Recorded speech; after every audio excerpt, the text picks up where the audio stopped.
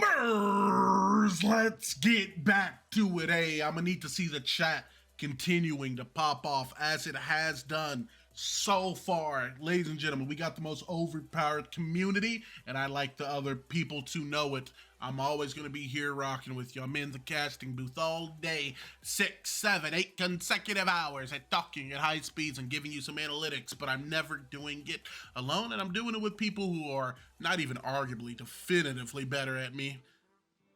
Cordy, Jelly, my boys, bringing it in. Overpowered XFTM T-On Invitational. For the last time likely today, as we find ourselves at the beginning of a new set. Let the people know who you are in case they don't. We might have some new viewers, and who knows. What's up, guys? My name's Cordy. Play a lot of Paragon. We picked up a fourth caster, by the way. Oh, he's so cute. See my little dog. He's the cutest cat. Oh. We picked up a fourth caster. But yeah, I play a lot of Paragon. I stream 4 days a week, Thursday through Sunday. Put a lot of YouTube content as well. And then we have a podcast coming up soon. A brand new podcast. Looking forward to it. Hell yeah, man. Hell yeah. JellyKnees. Let the people know. What's up, guys? I'm JellyKnees, and I am a content creator for Paragon. I am partnered with them to talk about all the new stuff that's going on in the game and cover it all in detail. But I'm excited for the rest of this tournament. The day one so far has been incredible, and then we'll have the semifinals and finals tomorrow, which I'm sure are going to be just as great. So I'm very excited for that. Most definitely, man. Most definitely. And guys, in case you have not yet, I mean this with the utmost sincerity. If you consider yourself someone who, enjoys me casting it, enjoys the overpowered content, real fans support the people that we have on. I'm just throwing that on. Exclamation point Cordy, as well as exclamation point Jelly within the chat below to go check these guys out on their Twitch as well as their YouTube. These guys have been absolutely phenomenal. They've been so great today, and they have really helped not only me, but just overall the experience of the game by bringing us really good insights and analytics. These guys are fantastic. Please show them some love from the most overpowered community in Paragon the Overprime. With that said, guys, it's set 4. We are, wait 1 second. We're in the end game now. Oh, I can't do it. However, guys, set 4, there's more. Reckoning. I can't. I see. This is us trying to encourage the devs at Soul Leave to give us caster packs. I would never directly speak into my stream and be like, guys, you should tell John to give us caster packs. But if it was murmured on stream by like Jelly or something, I wouldn't say, no, that'd be crazy. However, guys, as we are going to be looking to make it here into set 4, it looks like all of our players are here. They are very much so ready. And with that in mind, it looks like they're going to be looking to get in on some of the action that we have been going through for the entirety of this day 1 of the T-On Invitational. Do you guys got any predictions coming from these players? Yeah, I think Kwong is going to be picked or banned. Dude, where did you get this hot take? Hot take. Dude, I mean, realistically, Adele is going to be in that same boat too, or she better be. We've seen her be too oppressive on both the losing and winning sides today that she absolutely needs to be picked or banned first, right off the bat. Yeah, it's just too much, right? It's too huge. It comes up with just too much impact so often, and it comes to a point where you have to be real, not only about your team, but about what your team is going to be bringing to the game. And are you bringing a way to stop Adele? If the answer is no, ban Adele. It's you have to have that, honesty about it. However, guys, gamers, we've been doing this for a little bit, and I would like to take a quick second to thank you for coming, but also express how absolutely off the wall I am about this match coming up. This is my caster kind of enjoyment pick for the day. I really enjoy watching both of these teams. I really enjoy both of the players from both of these teams, and I really feel like as far as the up and new players that have the potential to be some of the best players in the game, both of these teams have a couple that I'm just really excited to see playing against each other and really competing at a higher level. And as such, I feel like we're going to get a couple new things too. We've seen the best of the best. We've seen the newest, and both of these teams are very healthy, kind of in between, it feels like for me. Is there any strats in particular outside of Pick Kwong with game that we're expecting to see in this game?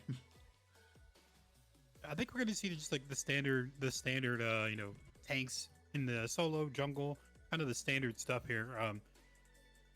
They do have Rat's a character that I like to look at, a player I like to look at, because he fooled us. He fooled like everybody on one stat where we're watching a team fight and it was intense. It was like crazy. It's so close back to back, and Rat doing Rat things, backdoored and won the game for him. It was also it's fun watching him just like on the mini map. If it's kind of close or something, if he can make a play at the core, look at the mini map and watch him run. Yeah. Jelly? Yeah, I mean, I'm really excited for both of these teams. From everything I've seen about them before, I'm excited to see where the balance shifts. We've seen a lot of early game pressure coming out of the games today, and so I'm curious to see which team is going to use that early game pressure to then try and snowball a lead, or if it's going to be pretty even throughout, and we're not going to see anything happen until the mid to late game, for sure.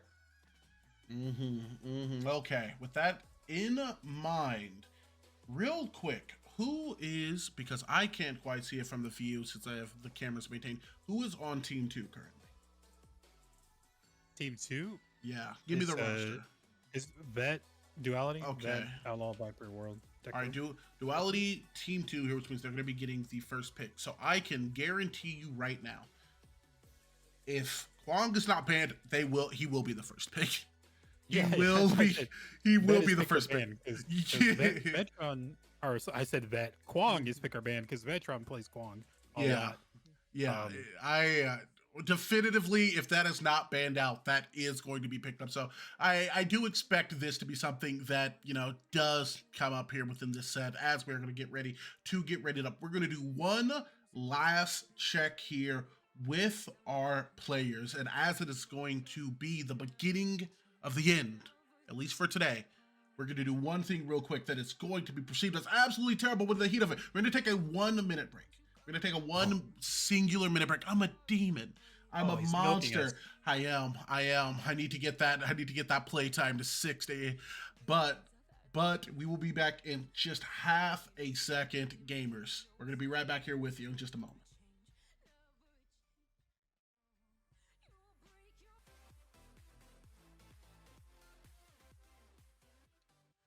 So guys, what happens if I just be like, yeah, guys, we're going to take another minute break? You think they'll riot? You think they'll actually...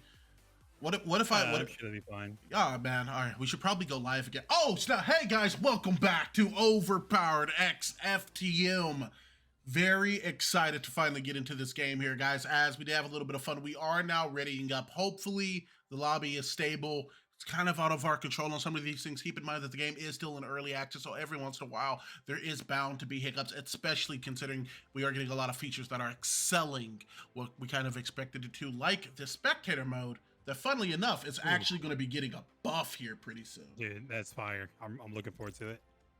It is going to... Goosies, man. It likes goal tracking and active real-time purchasing updates with the animations. Oh my goodness. All right, guys, let's get into this final game here. It is the OPL Cross FTM T-On Invitational final game. Going to be Duality here lining up against Rattus Maximus, and Kwong is going to be banned, right? What was the how many hours does Veteran have on Kwong? I think it's like 135. Oh. The next closest was 35 hours. Oh, you can't. Yeah. Kind of wild. You can't. Sorry, Vet. You shouldn't get it. I mean, people know at this point. I think he might have been one of the first 3 Kwong masteries when the system got released. So I do very much so doubt that is going to be a thing. However, if it does get left open, it will be the first pick. Yeah, 100%. Regardless of who the player is, I think at this point, right? Because Yeah. it's been dominant in these past couple of games. Whoever is playing that character, it probably should be first pick. Plot twist: they ban Wukong. They're gonna be like, if you take him away from me, we're gonna get good stuff. However, it's mostly only good on the secondary pick, and it is gonna be a ban here onto the Revenant that is gonna be off the pick up here. Now the question becomes, Do they ban out the Kwang because the comfortability vet has on it, or is it going to be a ban on instead on as the Del? I have to assume it is going to be a Kwang. But Fair. What? Okay. There's- Whoa. They there's- get Kwong here, There's no but they way. get two. There's they get two top picks. The Sparrow ban is an interesting one. I mean, she's a very good carrier who scales very well into the late game. However, it feels indicative that if they are looking to get rid of her, that they may be Muriel and Adele. looking for a late game. Whoa. I can't. Gamers. First pick Morigesh? Like First for pick, the team? respect Like, her. they're just- wow. Respect her. Oh, no Adele pick. So Adele is still open here. Got a These picks Dragon are and something Gideon. wild. This is A Revenant ban, a Sparrow ban. So 2 carries out. Drongo got picked on the other side, which basically leaves we've got Murdoch and Twin Blast as the available carries. And so we're going to probably see one of those come through, though they could hold on to them if they want to pick up the Adele and someone else first.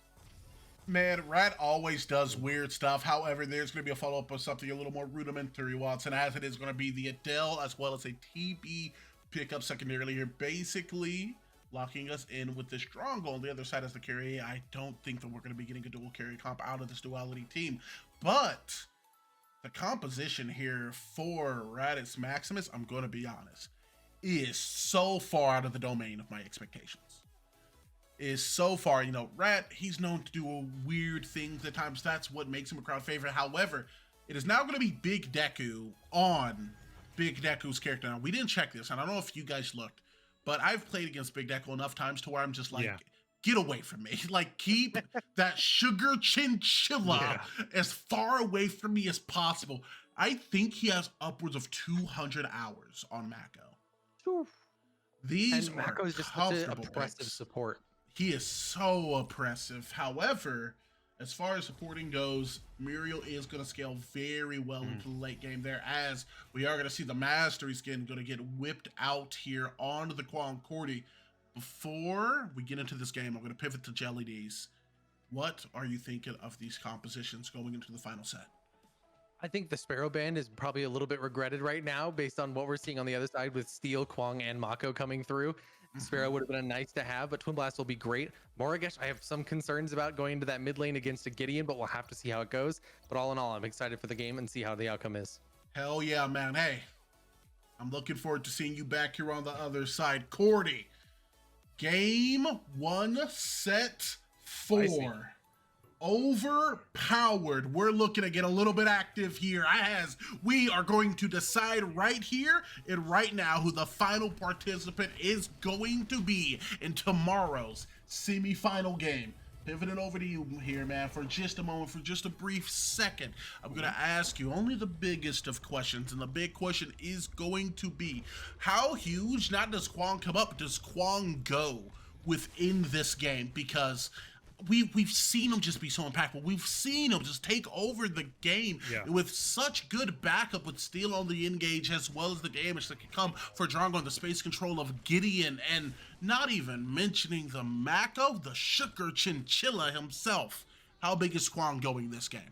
He's got to go big, right? He's been dominant these past couple of sets that we have, and being that it's vet, his most comfortable pick by far, if he doesn't pop off, that kind of does something to you mentally, right? You've seen other people ahead of you do really well, but you don't perform that high level when it's on your main character. Mentally, it kind of messes you up in this kind of like MOBA experience. But I want to talk about the side of the Rattus Maximus, their team comp. We've talked about how Morgish needs to have a dive team comp so she can be in there. You got Adele, you got Feng Mao, who can go in and get all that absorbed. And you also have a Muriel who can just do really well at keeping people alive to continue that pressure. So the pick ban, or the picks for the team Rattus here it's really good. It really does work well with the Morgish. Yeah, man, and that's one thing I was actually going to mention too, as well as the dive on this team is really, really solid. I will say, all things considered, there is a very solid degree of counter engage that they do have on Duality here, as Pain is going to be expended on this Fang Mao over into the side lanes. A preventative measure in order to keep them from getting too successful of an innovate. It is now going to be an engage here coming from Kwong, a big rock, but a blink out from the Fang Mao on North is going to guarantee him the ability to survive. As within the dual lane, we do see a trade, but back into the mid lane, the action is still ongoing, as it is going to be a steal from the back. A knockup is going to be loaded up, but the spell shield is going to eat it. He is going to be relatively low health at this stint, and it is looking like WTB Moss may be looking for the rundown to close out on that kill. Playing the space around now, entering sprint mode. It is going to be the use here of protection in order to create the space, as it is now going to be a first blood going over to Gideon after Kwong puts on the sport shoes and breaks a couple knees. However, it is not going to be for free, as Morgan's going to be able to get a trade on the kill here in the middle lane, sub 3 minutes in. Oh man, it took so long for him to get that kill on Feng Mao. He couldn't help out the Kwong there.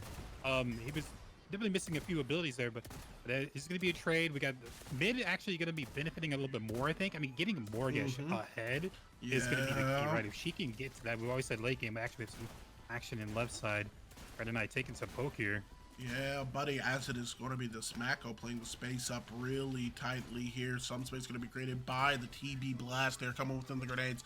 But overall, it looks like a reset coming from the lane. Mako rendered not as useful as he previously could be, as it is going to be Muriel with a degree of mana and some pretty solid health on this Taurino pick, as he's going to be able to play defense with these shields relatively well and maintain ward advantage. Mako on the low mana, but also relatively low health, is not going to be able to offer a large degree of shields, and more than likely is going to have to back within this instance.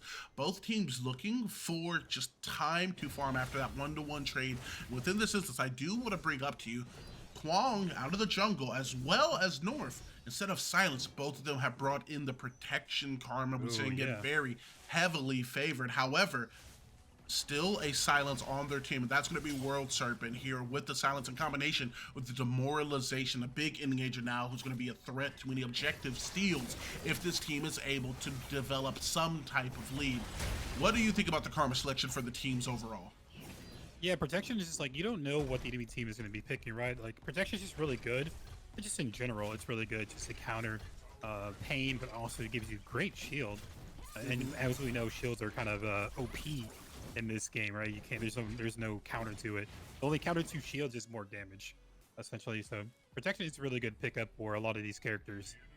Silence, though, I really would like to see more silence. There's no silence at all from the side of Rattus Maximus. So World Serpent, yeah, bringing that silence on the big objectives, being a steal, jumping in on the objective, popping an AoE silence just makes it really huge for them to get an easier chance of getting these objectives. Yeah, and we are announcing that it is going to be an Earth Spirit here, very valuable for both of these teams, however, not as valuable as a Fire. I'd even make the argument in Wind Spirit within this case, as a lot of these protections that it does offer are going to be shredded by a singular change in the itemization for some of these teams. However, now it's going to be a rotation back to the dual lane, as it does look like, as far as CS goes, it is now going to be Brandonite on this TB at 43, while Drongo is at a 42, so relatively even here, despite the rotation out. But in mid lane, it is now going to be some degree of the pressure. It is going to be the Horde being used by the Smorgasbord in order to get a disengage. However, waiting in the wings is the Fei Mao, looking to play the space relatively well. The question becomes, are you going to be able to get an engage off while they are going to be able to split this XP, as it seems like they're going to be getting a disengage over onto the far side. World Serpent having had now made the rotation onto this Earth Spirit. It is going to be all 5 members of this team within the space, despite the fact that the dual lane is there and aware. It's going to be now on the back line, Morgish with the rotation, as well as Feng Mao from the back way. It does look like we're going to get a team fight breaking out here, as Veteran is going to go in, the popping of the protection, as well as some various other types of shield. Is going to be a rundown here first of Brandonite, who's going to be able to get selectively pulled out. Taurino, not quite level 6, is not going to be able to blast out, as it's going to be 2 kills being picked up here. Full Duality extending the kill lead to 3 within this system. A rotation now onto the Earth Spirit. It's going to be led by the Steel, as Kwong is quickly going to sail, and I have to assume that this is going to be a pickup in their favor, but very aware of what's going on. It is now going to be North looking to clear out a degree of the jungle, as well as the solo laner and Adele clearing away the camp, freeing them up from any rotations, and to a minor degree setting behind this Steel. Yeah, that was just a really great rotation there by I'm blanking on the name here. Team Vet? What's Team Vet's Duality, I got you. Duality, I look over to the stream screen and look at the DUA. I'm not gonna lie. Okay. Duality, yeah, because they are a newer form team, but a good rotation by them, right? They were starting the objective. They were Rattus were poking out Mako, and they were at the tower line, but they were able to get off of the objective, rotate in, get some kills on Twin Blast and the Muriel, and then rotate back in and get that Earth Spirit. So really good W there, and they lost the tower out of it. They lost a solo tower. Not that big of a loss.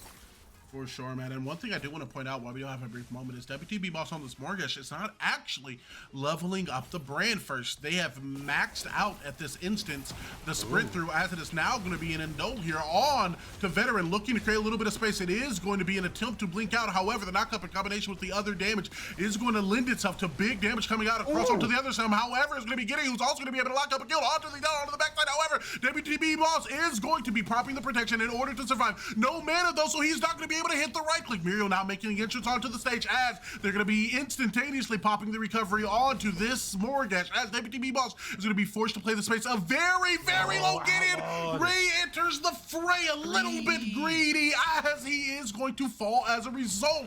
Kwong now looking to get a disengage over, making it not a completely great trade in favor of them, especially when Outlaw could have just gotten out there. Yeah, that was a huge win for them.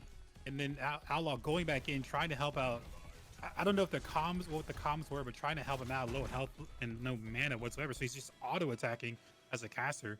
Not a really good play by Outlaw. You definitely know he's beating his head on that one. Yeah, man, and you know, it's something that you can't let yourself like stem on too long, but it also has to be something you can't let yourself forget. At these higher level plays, these people aren't going to let you kind of drop in and just get one more rock, get a little bit more damage. If you play it dangerously, you will get punished dangerously, as we are now going to see a disengage getting called by the combination of Viper, Diaper, as well as Deku and Ult here coming out in order to try to stifle some of the aggression within this lane, and it will successfully do just as such. Taking a moment to look at the itemization, we can see Veteran, first item here, 0-0-4, not yet a kill to his name, but some assists showing the impact that he has had on the team. Has completed Mutant Pole, while above him, Outlawed on this Gideon pick is going to have Bells of Purification, allowing him to amplify his damage in return for also landing a couple auto attacks within it.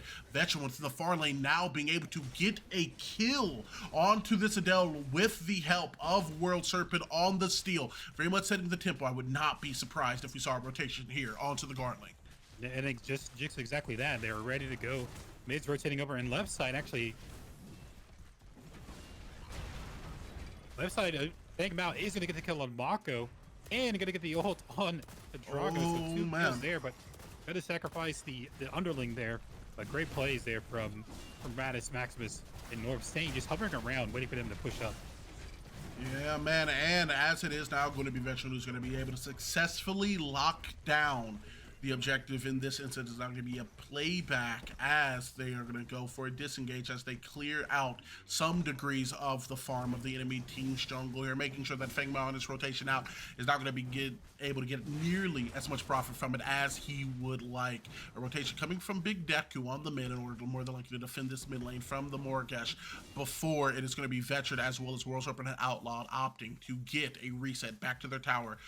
Prime Spirit is up in 1 more minute, and as it sits currently, Rattus Maximus is 2-0 behind on these objectives. However, the scaling into the late, along with this Muriel, along with this Adele and Morgesh, is going to be very solid, and you can tell off not just the itemization, but the leveling up of the sustainability here on WTB Moss. Their focus isn't necessarily kills, their focus is surviving to that later state of the game, increasing their lane ability, and hopefully just being able to bring home the game when it matters. Yeah, they're just trying to get to late game, right? Early game is definitely Morgesh's weakest. When she gets to late game, that's when her right clicks, low cooldown, great damage. The ultimates are doing half your health. Just it's so much damage when it comes to late game. So Moss is trying to get to that part and leveling the dash, getting better clear, more health regen. The right click is going to be your main source of damage, but not upping to level that up. Oh, and it is going to be Jongo now caught out here. However, an ult here coming from Deku isn't going to save his life, but will displace the team over into the lane. It is now going to be Kwong who's going to be applying pressure to the mid lane, forcing them, as we like to call it, to make a choice. Do you care about this spirit, or do you care about this tower damage that we're going to be getting off, as is now going to be Kwong here rotating out, as it appears that this enemy team here in Rattus Maximus is going to be looking to commit to the Earth Spirit, pulling it over to their side, dropping it below that 6,000 health threshold. It is going to be a small fight over onto the side, looking to play it back from the space. It's going to be Kwong in combination with Outlawed. An ult here would have come out, but it is going to be followed up by a surplus of CC and a big ult from the top here from the Gideon, as it's going to be Veteran who's going to be able to lock down a kill here onto the tail, looking to play the space over to the side. It is going to be a pained Fang Mao who's going to have a degree of this health bar melted through. It is going to be a lot of low HP, but with Mako there and present, it is going to be some degree of sustain. The steel wall able to block out some of the damage here from the TBL, but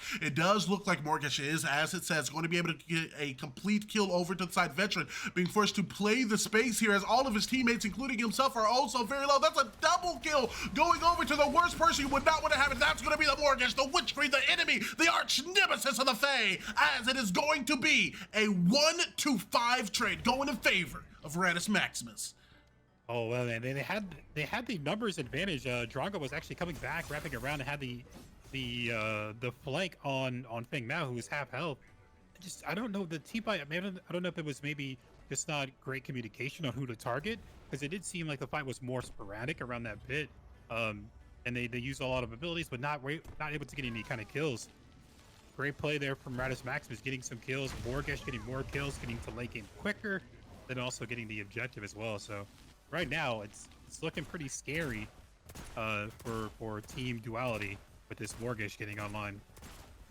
Yes, indeed it is, as now it is going to be this Kwong looking to just clear out some degree of his own jungle wall over to the far side. It's now going to be Feng Mao, having had successfully picked up a reset for himself, Norv having completed that Spirit's Fang, which is going to give him a degree of burst potentiality on a lot of these engages, especially onto the backline and these squishies such as Viper Diaper, or if they're able to catch them in a lot of instances, Outlawed.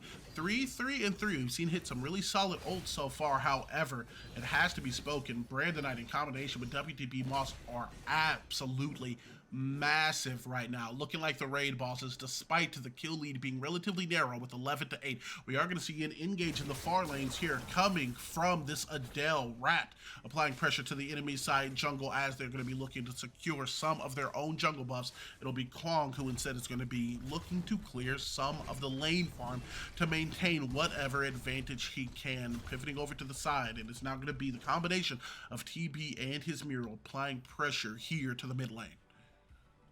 Yeah, we have a grouping right now. Tower is going to be half health. We have a grouping 4 in mid, looking to push this tower down. And on the left side, we have the dual lane pushing down enemy tower as well. So we're going to be possibly trading towers here in mid, but we have a little soft defense from Duality on the mid lane. Yeah, man, and already at 15 minutes in, we're just seeing the potency of this Muriel just absolutely insane, doing so well and just preemptively almost sustaining in some of these team fights. Anyone going in for a pick, hey, here's some shield. You're going to absorb any damage they shoot at you, as well as a tower shot. In combination with them just already being so grouped that she's able to spread out throughout a lot of their teams pre or in the middle of these engagements. These guys are putting on a clinic at playing the team fights excellently, not only pre, but in and post team fights, getting the amount of recovery help they can by spreading out and grouping beforehand, while also keeping the space between them when Gideon or other characters like Steel make themselves present within the team fight.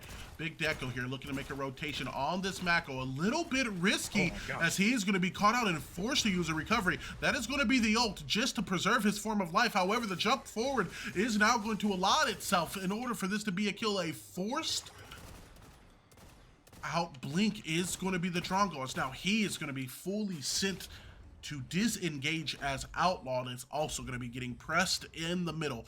It has to be on their mind that the Prime Guardian Underling, or as we like to call it, the Guardling, it's going to be up in just about a minute, and I do not think it is any coincidence, Gordon, that we are seeing within that time this team of Rattus Maximus pressing the space. Yeah, putting a lot of pressure here on this blue buff here. Vet kind of get poked out, ulted onto the Kwong. And he does look like he may look his way out. However, the body block there coming from Ret is going to be enough to stop them from being able to hurricane out. And we are now being able to see some of this damage come out from this TB along with the CC and frontline ability that is coming along with Rat's Adele. This pick is coming up absolutely massive as they are now going to be making a rotation to, as we called it, the Prime Guardians Underling are the Guardling. Yeah, it should be a free Underling here. We have about a minute on the Prime Guardian, so we can see the Underling being pulled and possibly use it either to push an inhib while they try to get the objective. Actually, we have a little soft D here from Rattus Maximus. All right, Feng Mao now rotating over does to have that this. silence. Yeah, he does, and I have to assume that's what he has to be looking for here. But it's the Guardian's Underling, and then fully committing onto one character now, WTDB Moss, as it is going to be the Muriel who does come down. Viper Diaper is going to be there within the engagement. A big ult over the top here is going to, if anything, create some space necessary for the mass protection. It's going to be proc to extend their life period. It's going to be currently a 2-0 trade in favor of them, as it is both kills going to go over to Viper Diaper. Brandon Knight looking to get a disengage, is going to be forced to blink after his own for mobility. Does not come across.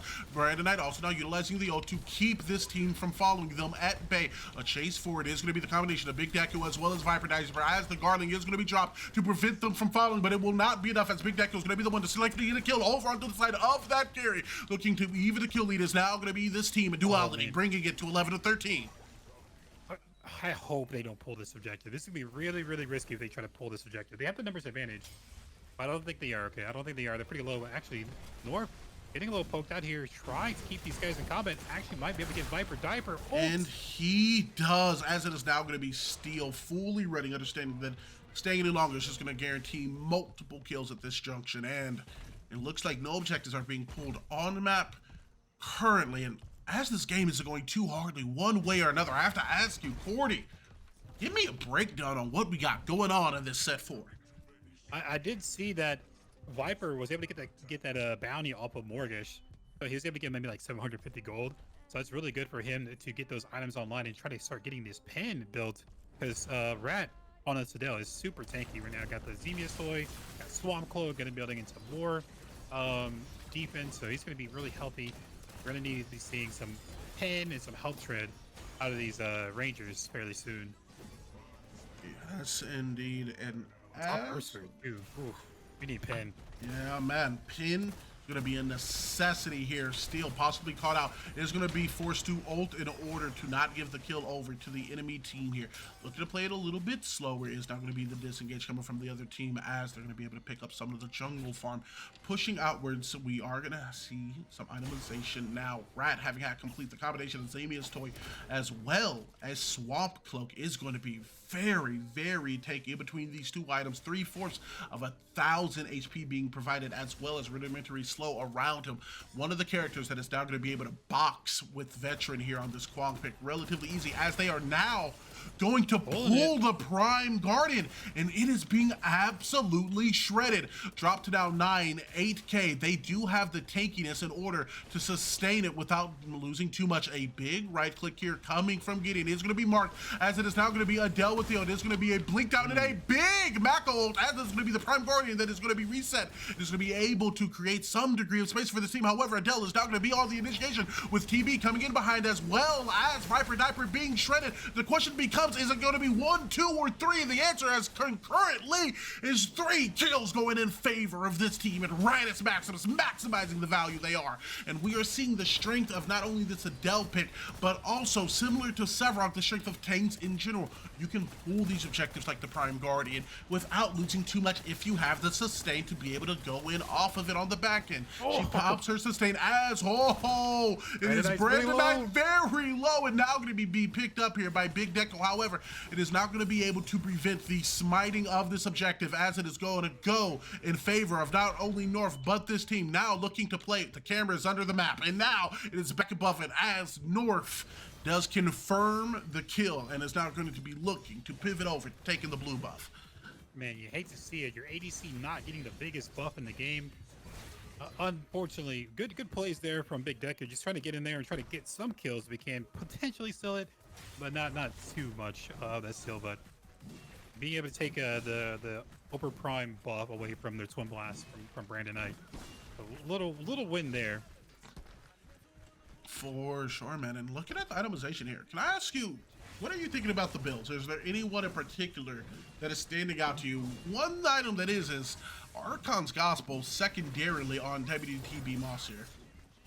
Yeah, Archon Gospel is really good with her kit in general. The lifesteal and getting more magical skill damage. Actually, we have a little bit Of a skirmish here within the jungle. It does look like it is going to be a successful disengage here coming out of the team in Duality. However, if they continue to fight, it is going to be a heralding of the rest of that team that are going to be able to just simply step in. And ult here coming out of Deku is going to land a big stun, and over the top it's going to be outlawed with the ult, which does look like it is going to be able to successfully take down at least one member. However, it is going to be a trade as Viper Diaper does fall within this instance at the hands of the Witch Queen herself, Morgan. Asper that is also going to be able to pick up a kill onto Big Deku, hoping to play the space. It is going to be recovery that gets burned here. As it's going to be World Serpent that is going to get caught by the Snake Catchers. Veteran now being forced to play the space in a 1v4 situation. It will not be enough with the Prime buff being down. Those inhibitors so will follow suit. It seems like it's just never enough. Adele so low and it just doesn't matter. It's kind of a bait, right? Like we're seeing the target being Adele, still jumping on Adele there and ulting and just still staying alive with her shield, with just being naturally tanky, with Muriel giving her shields. It's a bait trying to go for the Adele when you have Twin Blast right next to you, kind of just free casting it and not getting any kind of focus whatsoever. They gotta work on their prioritization here and who to target. It's got to be the Morgesh, who is probably right now top damage. Right now it's gonna be 10, 1, and 7. We got to get some better prioritization and not try to go for these tanks like the Adele. She's just eating so much damage. So I got a question. For you, Cordy. So are we willing to say Morgesh is the best caster in the game? No, not at all. She did have a favorable early game. I will say that. There was a couple of misplays. She was able to get a kill on the Gideon in level 1 or at kill number 1. And then Gideon go back in, and when it was definitely a misplay, was able to get that kill as well. But having again the Adele taking a lot of the damage, and Mao being a nuisance as well, Muriel giving shields to everybody, it just makes it easier for Morgesh to go in. And late game, we've said before, late game her damage is nuts. It's getting to that late game is the issue, but they're making it easy for Moss here on the Morgesh. They need to focus on their prioritization on these team fights. Yeah, and it is going to be another Earth Spirit going in their favor, now increasing their physical and magical defense by not 6, not 12, but 18%. That is a very tanky team, and worse, it is a very, very, very tanky Adele. At this point, any damage that Veteran is going to be trying to do to Rat here is basically going to be healing him with the combination of magical damage that he has built, as well as the knock around ult in order to send Adele into the core. And then the following up of the lockdown. Is this going to be enough? And it will. However, what did it take and what did it cost? And the answer to both of those is going to be everything to bring this character heal. Now, what are you going to do about the other 4 characters? WTB Moss is absolutely huge on this Morgesh. That's a right click, and that's half of health bar. As Outlawed is going to catch the ult. However, while in core, it is going to be nullified mute. Steel with the big ult coming over to the side is going to be able to displace the team, if not only temporarily. Veteran with the engage is going to have to call for the disengage as the damage seems to be too much. And the tankiness also is starting to swell as these characters are getting now to the late game. And with their innate scaling as well as the plus 18% that is being provided to them by the Earth Spirit, they're just going to be able to corral around their core here. And shot by shot, it is going to be lowered to that 50% margin, or might as well be it. Now, the call is going to be a disengage here for Rattus Maximus. However, is it going to be this team in Duality looking for a fight? Unlikely, but it will be a little bit of poke damage on the way out as North in combination with Brandon are going to make their way to the side mid lane count bushes, and Duality is stuck defending. Man, that is so tanky. They try to get to Morgesh there, but Morgesh able to gauge that ability with Archon Gospel going through the minions, going through the enemy, just getting so much lifesteal off of the team right now. We don't have any anti-heal. There's no counter to this right now. There's no anti-heal on the enemy team, or on the team of Duality. So Morgesh with that Archon Gospel, it's a lot of sustain that she is getting. in these team fights. Mako forced to use the ult there. That's a big ult down. We got 24 seconds on the Prime Guardian. Again, silence is available. If they can get a really good steal ult silence, Kwong sniping the objective, they just can't get picked as they make the rotation to the jungle, or as they make the rotation to the Prime Guardian. That's the main thing here, is do not get picked, because they have a better chance of securing if they can get those combos off. Now, it does look out. And 1 second for the game is there. Having had now fixed that. I saw somebody was trying to get a team roster. My apologies, Cordy, and it wasn't popping up. And I was like, you're misspelling it. However, it does look like it was remedied within this instance, as we are going to see another big engage here. Viper Diaper just melted through here.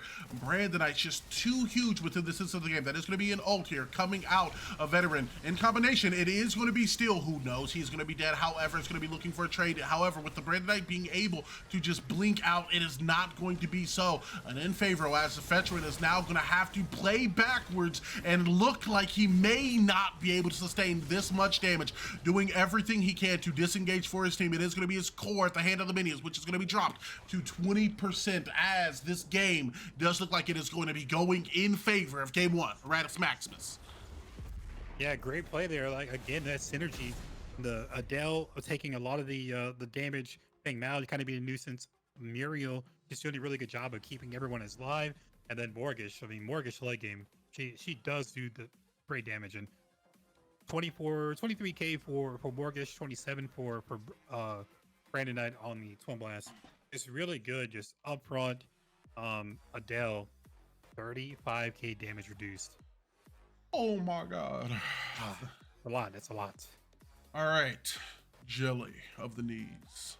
I have to ask you here, man, what did you pick up off of that game? I will say a very, very close game there for a majority of it. One team fight not going quite the way they were going, back and forth, punch for punch, but you could see it there, man. The organization of Rattus Maximus as the singularity of focus, able to get the picks where they wanted them and lock down the objectives where they needed them. Jelly, can I get a breakdown coming from you?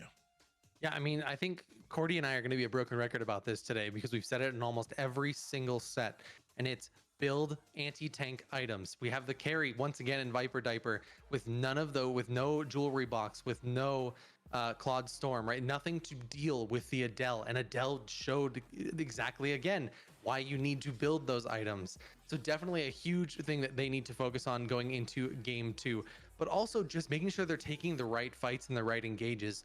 We've seen a lot of teams today that they'll just step forward, they kind of be hesitant about a fight, and then it breaks out and they're on the back foot when it does officially happen. And we really need them to have that confidence. I talked about that confidence with BT earlier, and I think that's something we need from these teams going into this next game. Yeah, and these things too, like these things are easily fixable, right? It was pretty even for the most part. Maybe a couple of misplays by the team out of Duality, but still, anything can be. These things are not really hard to adjust from game to game. They can definitely make these adjustments. So I would like to see them make that adjustment, and yeah, I think they would do fine here when in this game number 2. Oh man, and I'm looking forward to that game number 2. Is today the day? Is this the game we get to game 3? Is this the game we get to game 3, guys? I want to hear it. Call your shot.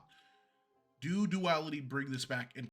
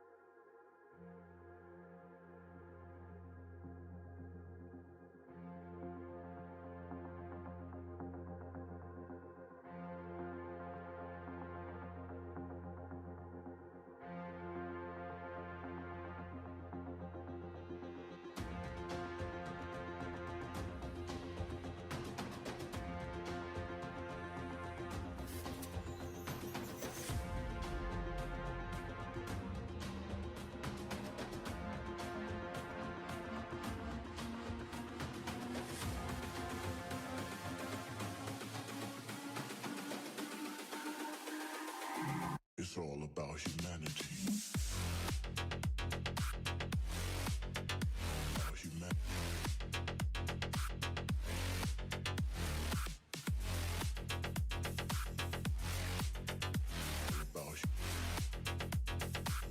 It's all about humanity. About humanity.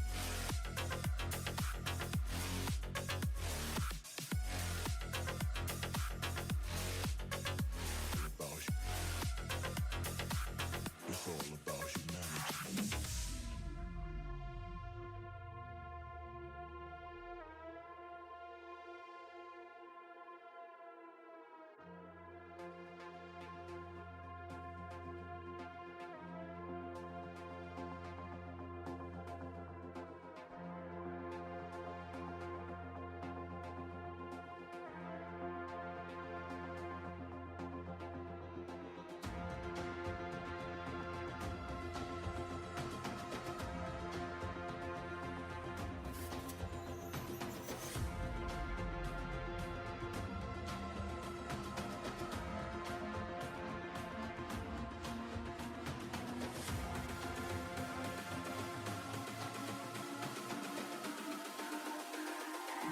It's all about humanity.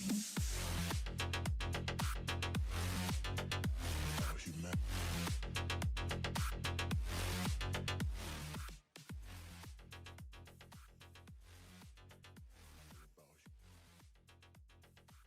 It's all about humanity.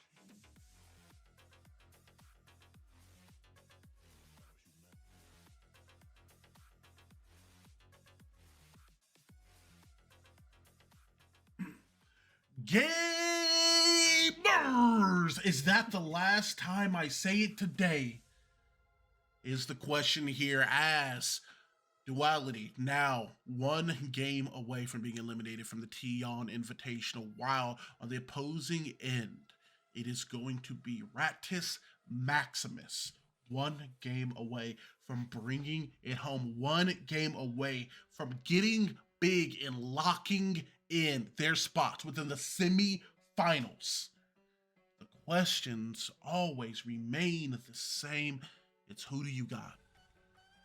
Guys, going into this next match, I feel we briefly touched upon the fact that we felt it was less an issue of the draft, but more an issue of in-game combat prioritization, focusing really heavily on that Adele who was so impactful, but also even more so tanky. By allocating so many resources to that, as you said, Cordy, TB was basically free casting from the back line. Yeah. TB was free casting. Morgosh is running around the team fights. The Adele is like super tanky. You're not building any pin. They have 3 Earth Spirits. Not going to be the priority. They're going to be there for the Adele. A lot of effort was used on her, and it happened a couple of fights. And they look the later fights, they realized like, yo, we're not killing this person. let's move on to someone else and try to kill, the Morgosh or the TB. But at that point, they're kind of already ahead, especially with that Archon Gospel. That lifesteal was insane. Yeah, man, that sustain there was just, especially when she was able to get herself several stacks on that ult, right? It increasing the threshold for it by 4% on each time. And it's just, oh man, it's basically like just getting a buff to the stats on all your itemization, especially if you're going to be building into that tankier route for the character and kind of, pivoting over and putting a little more emphasis on some of the takes you had, Jelly. What do you think are the most crucial changes this team in Duality makes going forward? I think Duality showed that they have the early game strength, at least in the last draft, right? Because they did get that early game lead, and then Rat was able to slowly but surely pull it back until they just started steamrolling from there. So I think Duality needs to capitalize if they get that same early game lead a little more than they did. Maybe be a little more aggressive, take those stronger plays to get themselves that lead still going down forward. Yeah, man. And I think the gamers are ready. That's the separation of where you are a good team and where you're a great team. And with that in mind, if the gamers are ready, so are we. Guys, let's get into this next game. All right, picks and bans. Kwong, right? Kwong. They let it through. Adele has been just fragging as well, right beside Kwong. She's been kind of dominant. I think if you're Duality, the Adele ban has to come through. She just was too oppressive. You focused her too much. You were worried about her. Get her out. Don't worry about it. Worry about somebody else. Yeah, can be tanky, but also still can do damage. Yeah, and that's a problem, right? And why you find so many of these teams falling into the trap of, okay, we need to lock her down, we need to focus her, we need to kill her, we need to get her down. It's because, okay, ignore her, she's a tank. And then she hits you with the 1, 2, 3 true damage, and you're like, no. And you kind of have to give her that attention because you can't ignore her, but you can't ignore her for too long.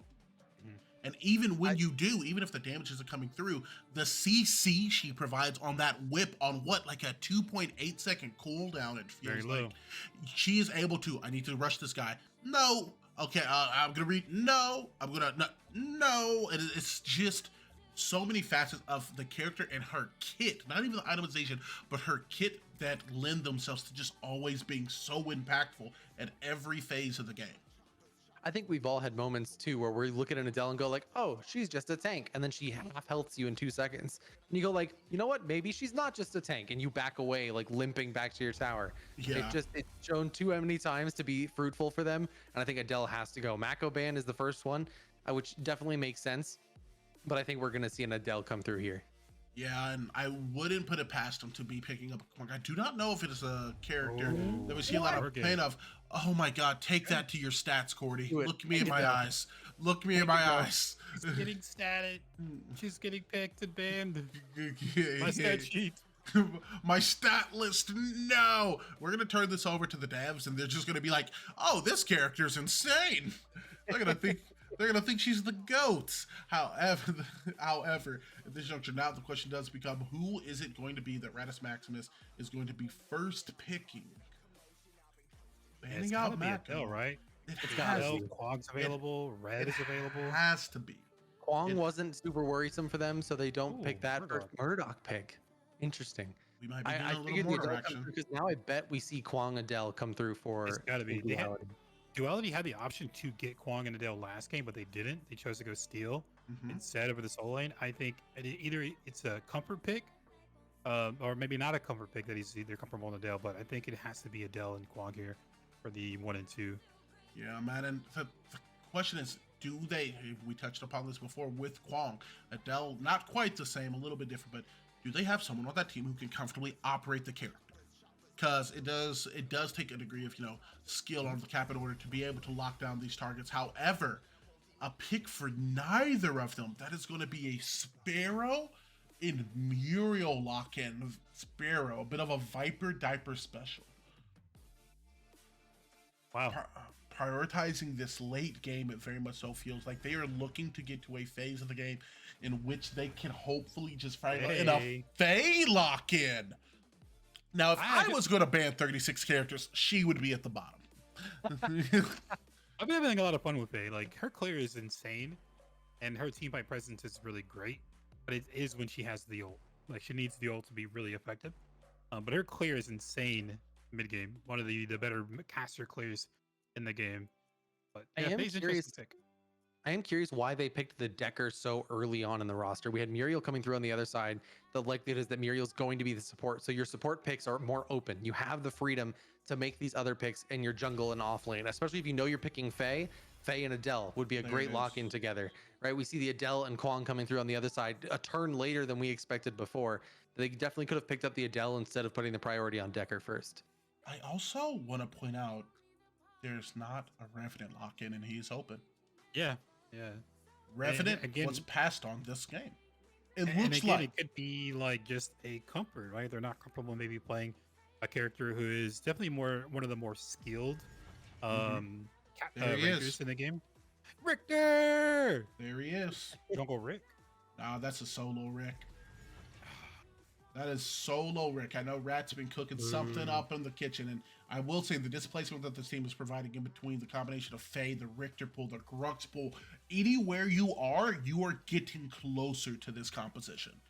Anywhere you're sitting.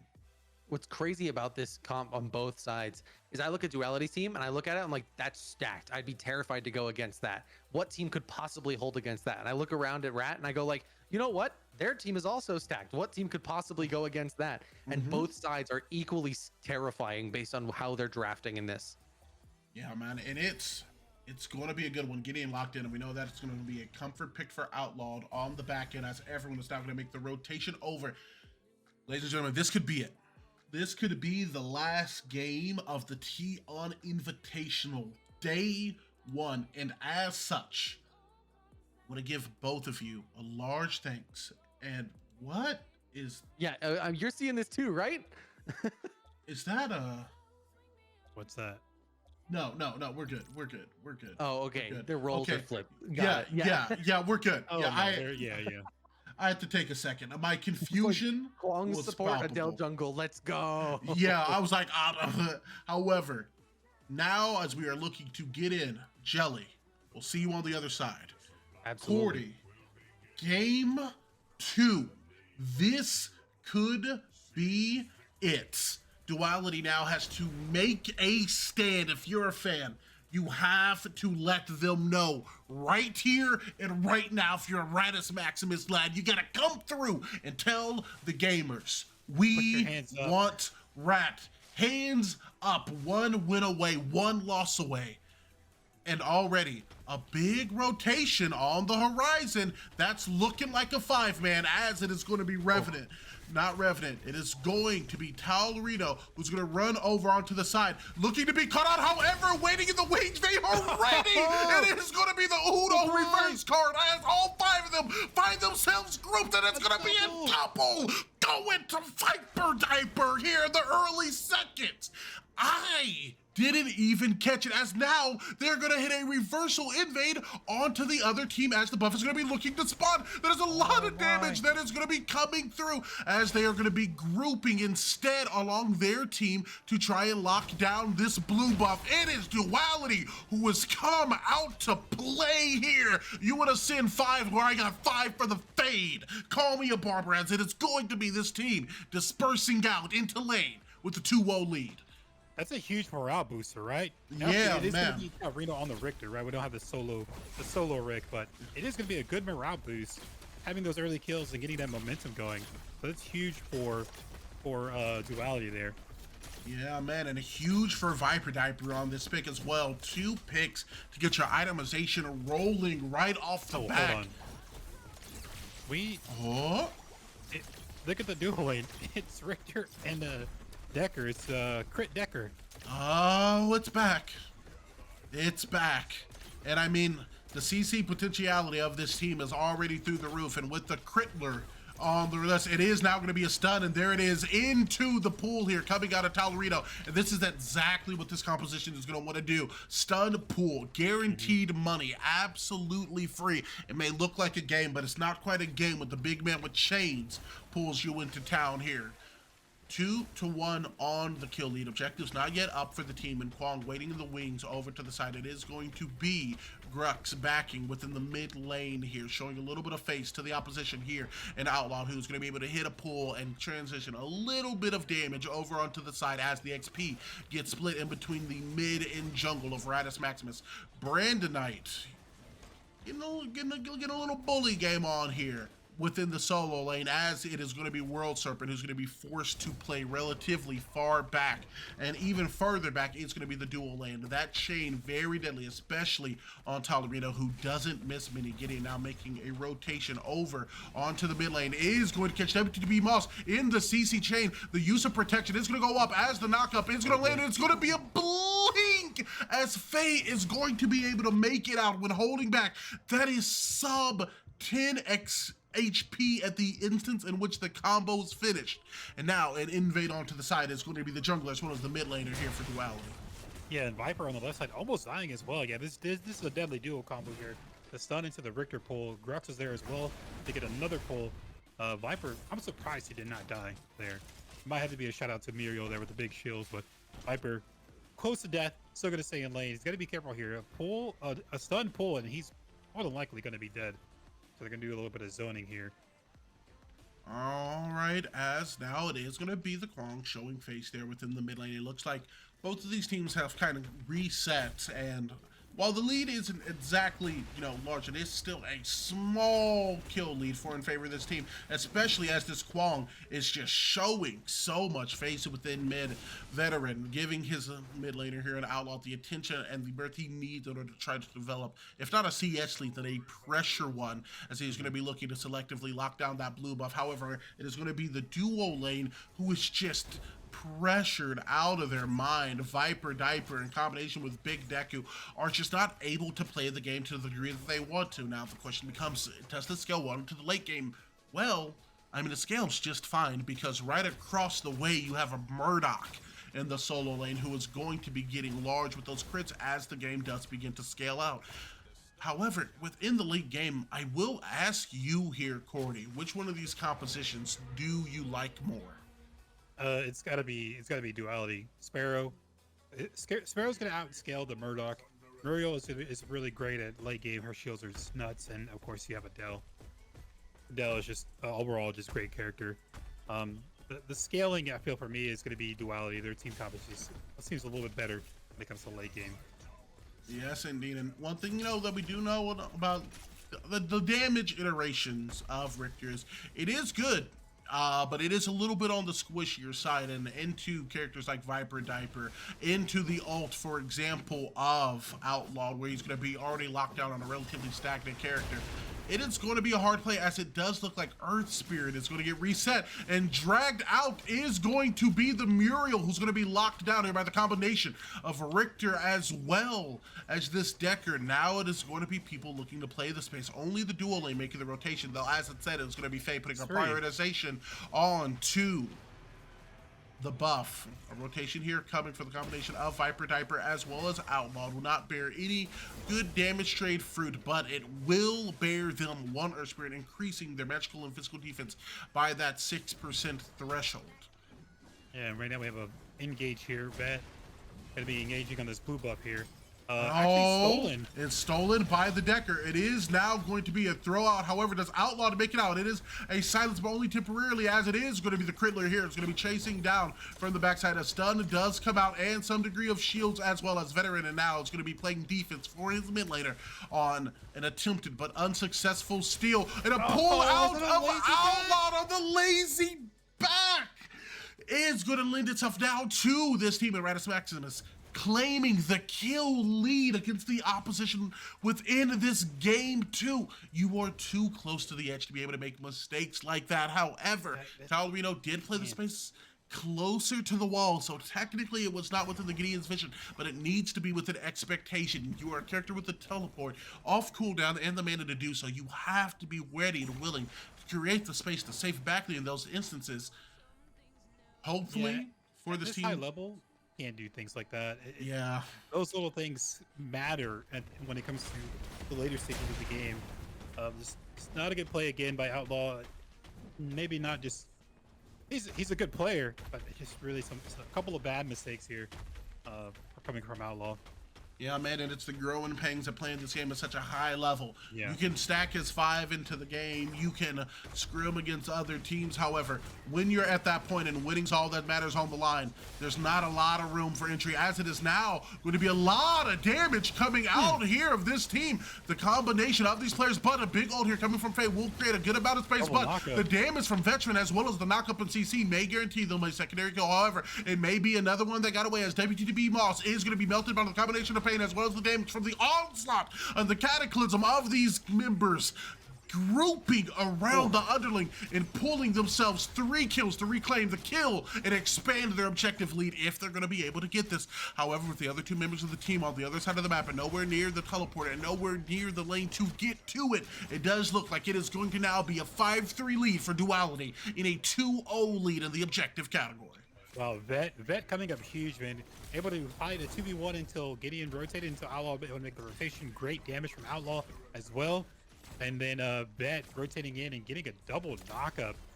Letting it's so many good plays here by Vet on the by Kwong. Because his name is Kwong. It's not Vet, it is Kwong. But just great plays there by Vet on the Kwong. Yeah, man, and one thing I do want to bring out here is these captains are captains for a reason, right? Rat, last game, coming up absolutely huge for his team on a very good pick. And just as well here, Veteran now looking to put up the big numbers. His teams need the big plays they need. They're going to be looking to extend this to a game 3. Taking a moment to look at the builds, it is going to be the completion of Mutant Poe here built on the Kwong, while across the way it is now going to be a Merchant's Jewelry box that has been completed on this Rat carrier, while Brandon Knight is going to be going in favor of this the key mechanic, offering a degree of solo, not only abilities, but also these auto attacks north with Spirit's Finger. It's going to have a very high burst potentiality on these engages, as it is going to be Kwong who's going to be able to utilize the ult and just chunk with the surplus of the damage. However, with the shield being active, there's not going to be a sword throw up within this incantation. He is going to be caught out, and with the combination of damage that is going to be coming from the 3 members here mid, as well as the snipe, it is going to free up an invade for this team if they choose so. Instead, it looks like Rattus Maximus are going to be playing the space, instead peeking the window before making any heavy commits. Prime Spirit is going to be up in 50 seconds, and with Sparrow making a rotation, there's not any great options to defend it at this instance. However, also no picks to be had here within the duo lane. Yeah, and looking at the solo lane, a solo laner's worst nightmare, right? Going against a ranged character. So we see the level gap here: 9 for Murdoch and 7 right now on Adele. It is tough getting to that point, getting your farm when you're getting poked out so heavily.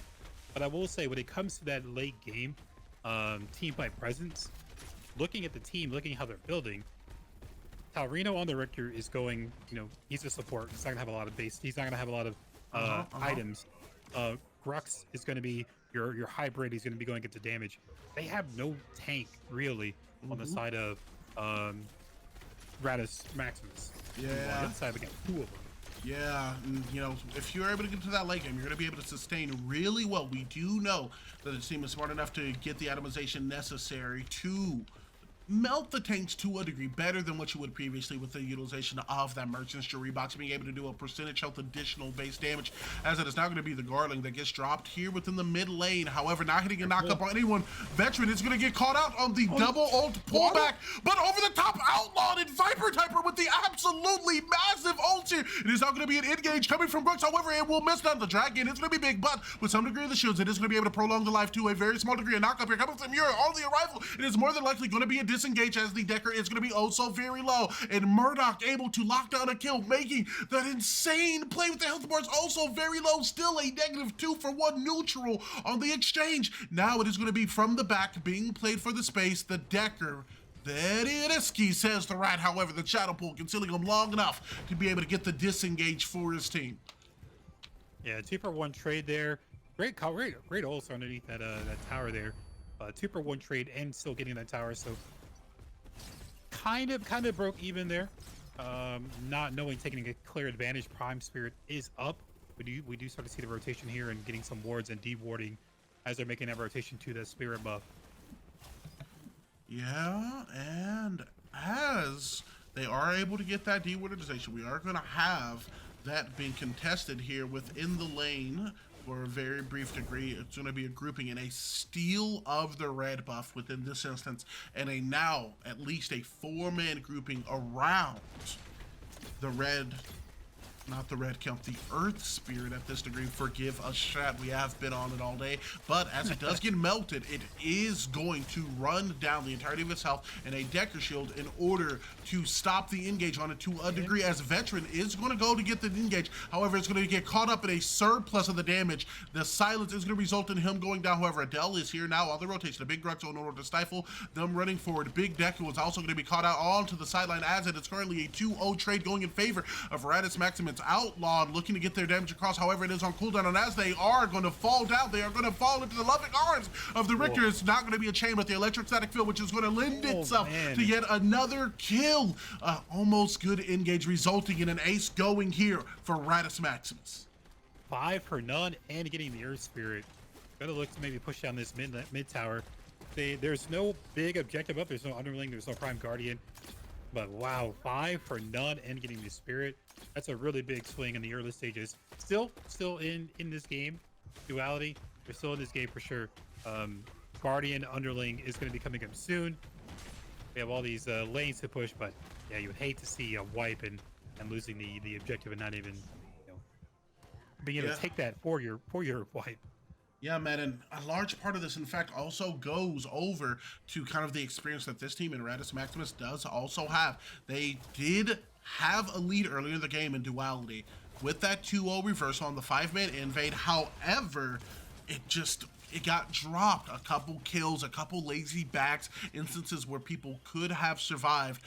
Feels good until it can, and as we are going to see now, damage trades coming from a range in which you literally can't respond, and that is going to be Veteran now making a rotation out of his own jungle due to the assault of the Mortars that are going to be coming from this solo Murdoch play in the mid lane. We are going to see a combination of the Murdoch as well as Decker, as over to the side, this Grux is now going to be making a move towards the general direction of the Prime Guardling. Yeah, look to see they're not making a rotation to the underling, so they might just be giving it up and try to get some farm, try to get as much farm as they can while the underling is possibly being looked at. Oh no! Viper Diaper taking the portal over. However, waiting in the wings were two members of the team, North in combination with this Grux, are going to be able to lock down the kill. Pivoting over here, it is going to be Mortar City here coming out of the mid lane, and very much so, they are firmly in control of the game. Pivoting over to you, Cordy. I haven't hit you with one yet, have I? The whistle. It's gold-plated, my goodness gracious, in combination with the striped shirt. All things considered, I think the red looks good on you. What do you want to see out of this team in Duality to put themselves back in the game? By combination, what do you want to see from this team on the other side to firmly put them out of it, as it does look like we may have an engagement here coming over to the side.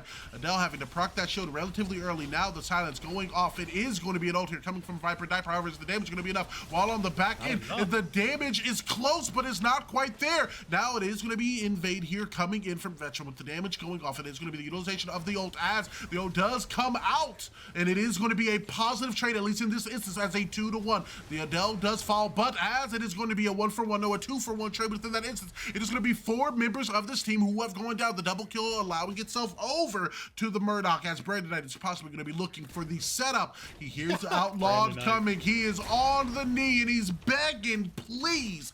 Taking a couple last hits off, looking to play the space. It is a very dangerous engagement here for Outlawed as well as Veteran, as this team is going to be able to freely get the damage off. However, with the smite up for Veteran, it is all but going to be a guarantee for them to pick up the Guardling. However, rotating out is going to be the combination of Richter as well as Grux applying pressure where they may. Adele and Muriel on the way. This becomes so risky as it gets dropped low, but Veteran, the smite is lower and it's 50 damage off. However, Big Decker was going to come in with the save here off of what seems to be the Muriel shot. That is going to be an ult here that is going to be able to come out of the combination of this Grux and Richter in the mid lane and teleport behind. It is going to result in World Serpent going down. However, he has bought his team enough time to get the disengage, trading his life for the Guardlings in that instance. However, it is going to be Rattus Maximus looking for blood. It is going to be a run forward and a pull back, which is going to result in Viper Diaper just getting chain CC, no pun intended, by the combination of the pullback and then the Richter, as Taurino comes up big for the Rats.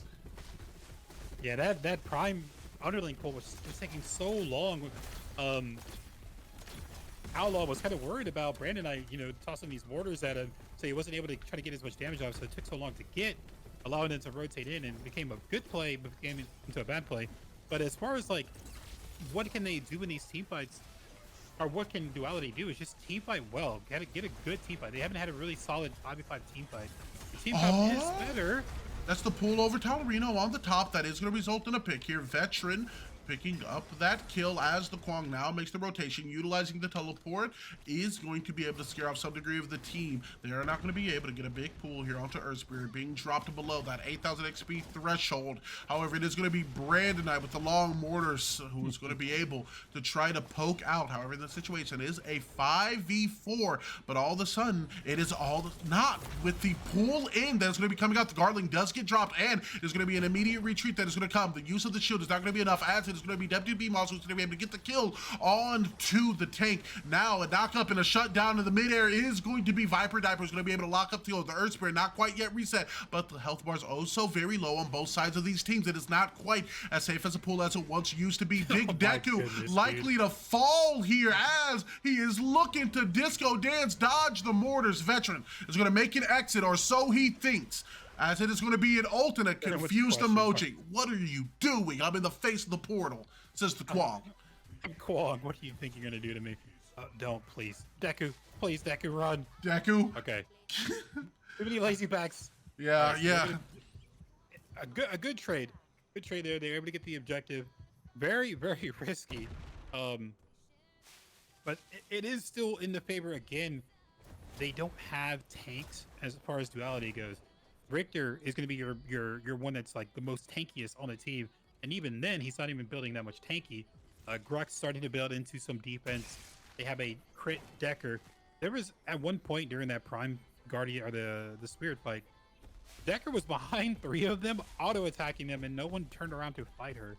It is a crit Decker. She's easy to kill.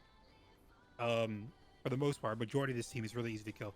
When it comes to team fights, Adele, Quang, they should be able to absorb a lot of damage and allow their backline. Sparrow late game is going to be kind of nuts. Gideon starting to get those items online, has Bell's Purification, has Sage's Whip, going to be going into more power, maybe going to be going into Pin. But these guys are starting to do that damage where these team fights are going to be, should be in the favor of duality coming around this Guardian fight. Yeah, that's certain. Okay, so stepping out of the caster booth here for just a brief moment. I don't know why this killed me so much, but I would laugh if my lungs weren't on fire, but I looked over into the comments and all I see is Cranky. Vec would have taken that man's life there. Yeah, there's a lot of low health bars. Yeah, buddy. However, it is going to be a pull-in as it looks like Big Deku may become one of those low HP bars with the pull-in combination with the grunts. Oh, there. That's a lot of CC. Oh, my God. That is the team fight. However, Veteran is going to make it a trade as he's going to be able to take out Rat and possibly get out, but he is not within this instance.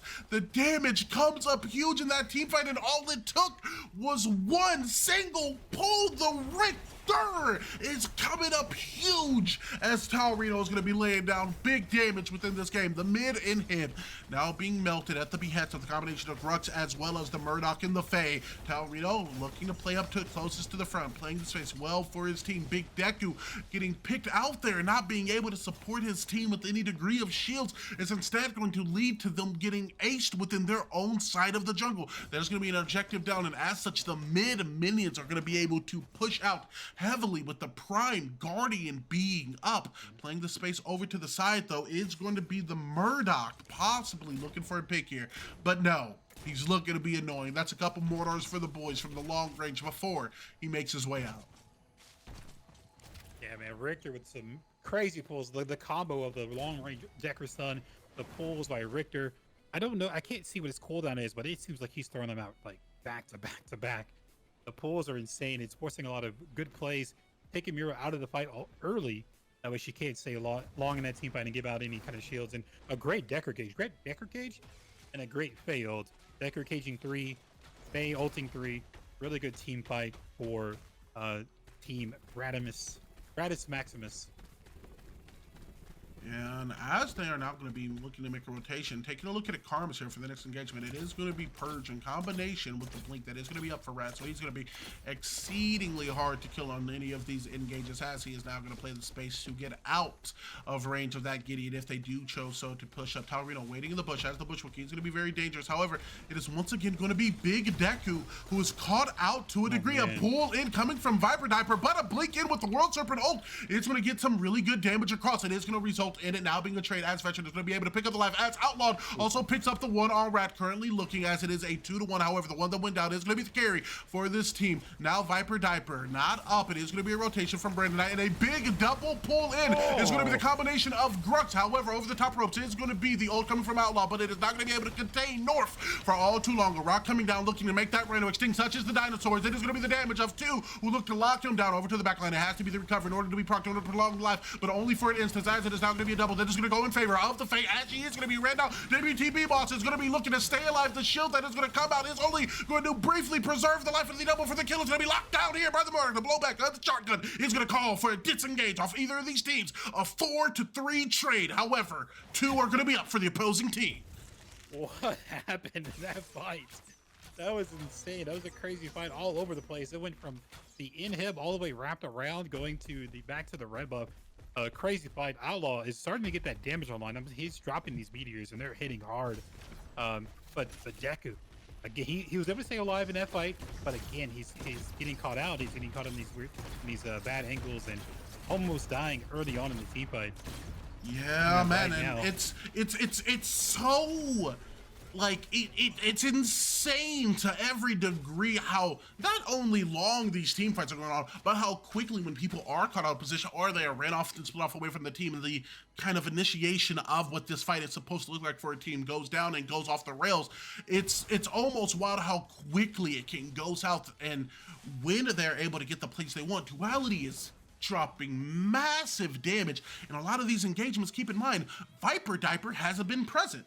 Viper Diaper, every time almost he's died, has been picked off, either by the combination of the Richter or a pool. There's so much displacement on the enemy team that it feels like he's not allowed to step up, which means he's out of range to get some of these auto attacks off or be able to place himself as confidently as he would like to be. And it's a combination attack. If you step up, you might be screwed, because this team just hasn't missed a singular displacement. And even if you don't, I mean, we saw it earlier, Dashing, Grux pool, Richter pool, fail, dead. And it's like, I started in my backline, why am I in the prime pit?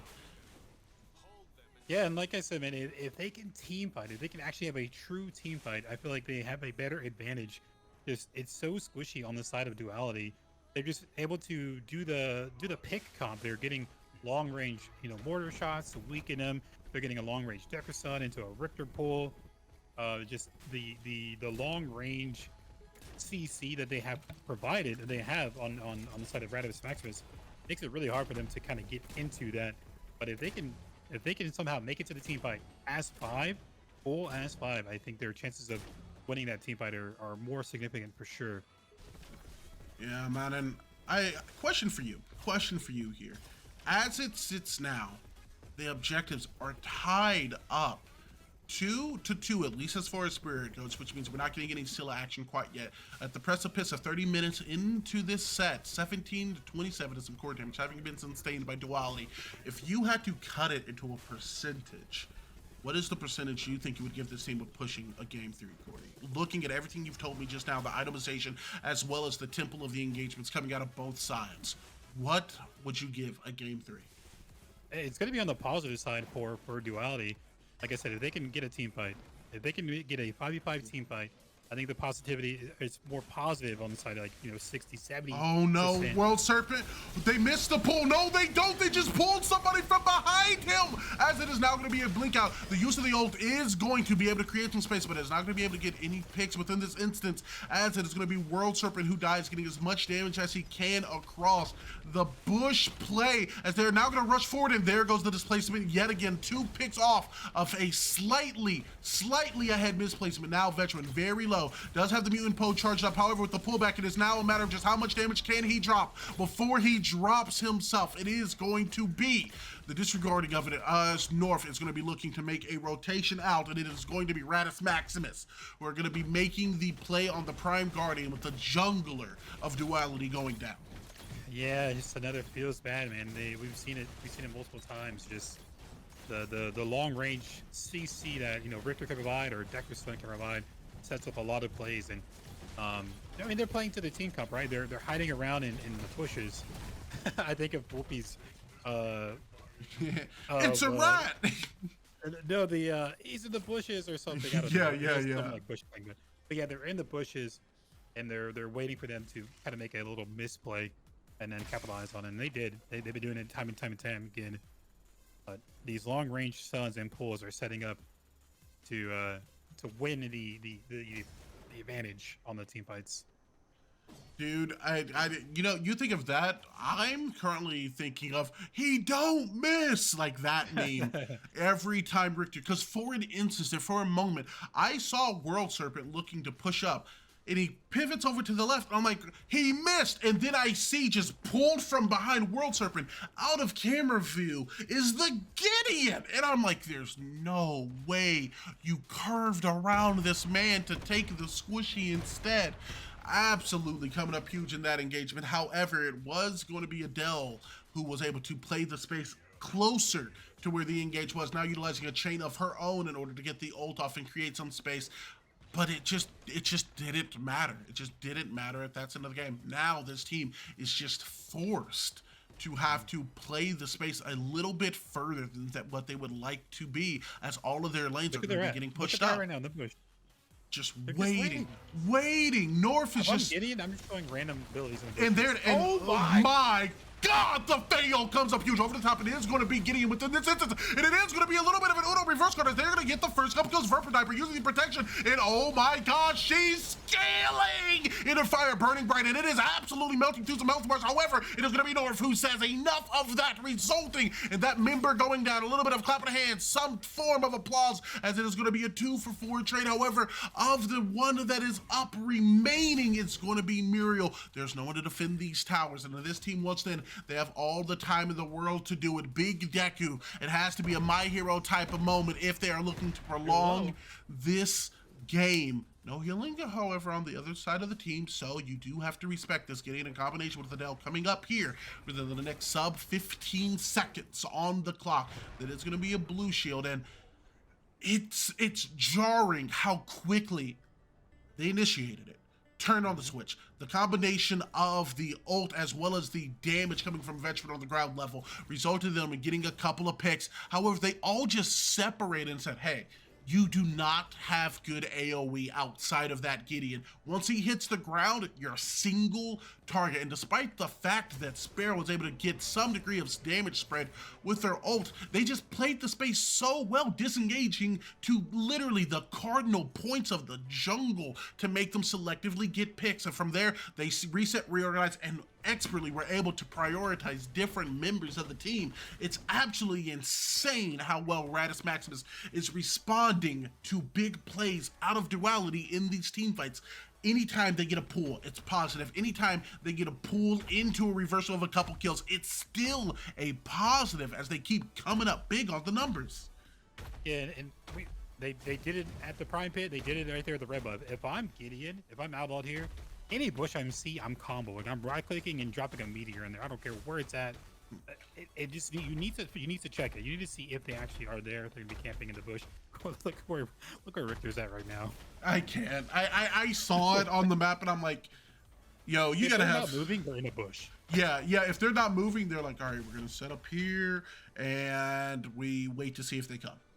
Yeah, they're just playing the space. Gideon, I'm just comboing any bush, dude. The bushes look mean. I'm comboing any bush. Dude, I'm either playing as far away as possible, and we could see the hesitancy in them as they were approaching. They just came close, and they're like, is it? Are they? And in that moment of hesitancy where they're not sure, it's like they're the boogeyman. Are they under the bed?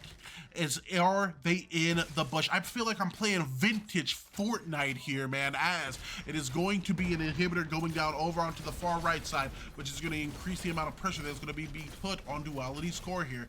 88% and a grouping coming out of them there. And not to mention the humongous fails coming off the back end. That was a massive ult here, but we have a deep inside core, no bushes around the core, so there might be. What do you do now, Batman? All of these minions pushing, this is likely going to have to be the most pivotal moment of this game if you're Duality. You need to be able to catch up within this instance, and as you're going to get just torpedoed from distance, you're going to be hit with a force to back in distance of World Serpent looking to play the space here closer to front. However, very low HP and not nearly as tanky. Coming out of the solo lane, only 73 CS. It is now going to be outlawed, melted through onto the front from the combination of CC as well as damage. no longer do you have the big AoE pool, and it's going to be a secondary one. However, the ult does come through there for World Serpent relaying and them being able to get a pick there on Taurino. Now the damage on to Viper Diaper coming up big here from the Decker as Rat is going to be forced to play the space. Muriel doing what they can to try to shield, but it is not going to be enough as Vectrin is also going to die. That is going to be a quadra going in favor of this team and Rattus Maximus, and the gates are open as Muriel is not going to be able to do anything but watch as the minions rush in undercore. One last pull for the one time, as it is going to be Rattus Maximus who secure their spot in the semifinals. Yeah, GG's Rattus Maximus. They had a team comp, they had a long range Richter and Decker combo going for for majority of that game. So great plays by Rattus Maximus. Duality though, I mean, they played well. It's definitely a weird comp, right? If you're a newer team and you're going with like something that's like, what are they doing? Why do they have a Richter and a Decker in this lane? It's newer tech, so you're not really prepared for that kind of those kind of matchups. But still, they played really well. Great damage from Faye, man. I think Faye's a little bit slept on, and she has great clear, and her ultimate is massive. She has a really great ultimate. Not a little bit slept on technology. However, as we do now find ourselves taking a look at the damage numbers, Faye, yeah, that damage came up absolutely massive, and the Crippler, as we have seen before, also came up pretty huge. However, Jelly, from the Eagle view, man, what did you make of that game? Dude, that game was wild. We saw Duality with the early double kill right at the minute one. They got a double, and that I thought that was like, this is the moment I talked about. They got the early back in their favor. Let's use this, build momentum on it. And they started to a little bit, and then they just kept taking like weird fights, or they didn't have vision on something and got pulled into a fight badly, and it just snowballed out of their control for the other team. And it just was incredible to watch. Definitely seeing that Richter on display with those hooks. I know he basically curved a hook at that one point off screen, taking that people with him. Doesn't matter if you turn out of the way, there's someone behind you. The guy, just incredible work across the board. Yeah, man, just it's like so much damage, but not only the damage, it was the displacement. The fact that, oh, I'm gonna go, no, I'm gonna rotate to my, no, I'm gonna get pulled, and then I'm gonna get pulled again, and then I'm gonna get CC'd, and then I'm gonna catch a Richter ult. And even in the instances where they didn't hit the double pull, which we saw way more times than it felt feasible within that game, on top of all of that, they also were able to cap it off with the Richter ult if they weren't able to close that space, with the range of it being so high, the stun, and then the setup for the Faye to get in position to hit another big stun. This team in Duality was not able to play to their space at all, and it was expertly executed here by Rattus Maximus. That is a strategy I have not seen implemented, but we saw it from the draft onwards. We peeped what it looked like, and we're like, guys, that's a lot of get in my face. That's a lot of displacement. Like to bring the spice. That team, those players, they do like to bring the spice. There were a couple moments, admittedly, through the game that I sat back and I went, this is Rattus Maximus's game to lose. Because they had a couple fights where they're definitively ahead. They won a full team fight, didn't lose anybody, or only lost one person, and then would turn around and get picked off for no good reason. And I went like, uh-oh.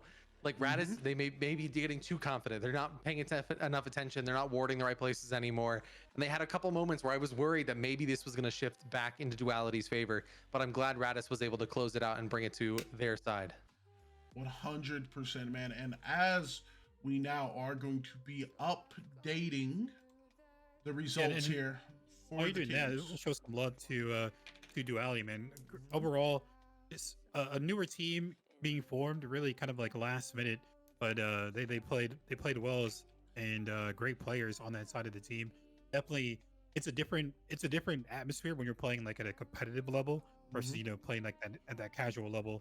But yeah, just really good team, really good place for those guys, and hopefully they can learn from it and improve on it, and maybe come back season 2 and maybe make a splash on the NA scene.